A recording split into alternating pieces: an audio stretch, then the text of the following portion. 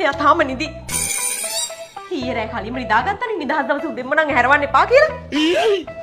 මම මෙතන උදෙන්ම නැගිටින්න ඕනේ, උයන්න ඕනේ, රෙදි හොදන්න ඕනේ, බල්ලෝගේ වැඩ කරන්න ඕනේ, මිදුලත් පත් පොල් ගන්න ගේ වතුකුතු කරන්න ඕනේ. මට නිදහස් දවසේ මට නිදහසක් නැහැ. Good morning බබා. කොහොමද මගේ බෙට්ටි එක? දැන්ද? හා මහත්තයා නැගිටලා එන්නේ. මොකද බබා? මේ නිදහස් දවසේ උදේම කෑ ගහන්නේ? කෑ ගහන්නේද? ඔයාගේ මහලුකු නිදහස් දවසේ මට නිදහසක් නැහැ. මං දාගෙන වැඩ මේ උයනවා. ඉතින් පැටියෝ, ඔයාට නිදහසේ උයන්න කියලා තමයි මං කුස්සිය පැත්ත පලාතක ඉන්නේ නැත්තේ. ඒ කිව්වේ? ඒ කිව්වේ බබා, ඔයා උයනකොට මං ඇවිල්ලා හැඳි ගාන්න, අරක දාන්න, මේක කපන්න. දැන් ඇති. එහෙම කියලා මං ඔයාට වද දෙන්නේ නෑනේ. හොඳ හස්බන්ඩ් කෙනෙක් හැටියට මං ඔයාට උයන්න උපරිම නිදහස දීලා තියෙනවා. ඇත්තද? ජෝසියා මමත් ආසයි ඩිනර් අවුට් එකකට එළියට යන්න, ෆේෂල් එකක් කරන්න, කොණ්ඩේ කොටට කපන්න, කලර් එකක් දාන්න, නේල්ස් කරන්න. ඉතින් බබා, මං මේ දේවල් ඔයාට කරන්න දෙන්නේ නැත්තේ. ඔයාගෙම හොඳටනේ.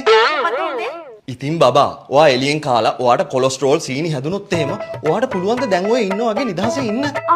හරි. එතකොට එහම සලෝන් එක යන්නේ නැත්තේ? ඉතින් බබා, ඔයා දැනටමත් ලස්සනයිනේ. ඔයා තවත් ලස්සන වුණොත් මේ හාලපාලින අයියලා, අංකල්ලා, මල්ලිලා ඔයාගේ පස්සෙන් ඇවිල්ලා ඔයාට වීඩියෝ කෝල් ගනි. ඒකිනුත් ඔයාටමනේ කරදරේ. යේ තමයි. දැන් ඔය කොහෙද යන්නේ? චමත්ලා ගෙදර. ඒ මොකටද? මගේ පොඩි ප්‍රශ්නයක් ගැන කතා කරන්න බබා.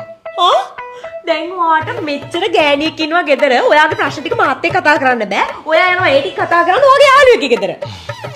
අයියෝ පැටියෝ, මං කැමති නෑ මගේ ප්‍රශ්නත් ඔයාගේ ඔලුවට දාලා ඔයාව ස්ට්‍රෙස් කරන්න. ඔයා නිදහසේ ඉන්න බෑයි. හරි.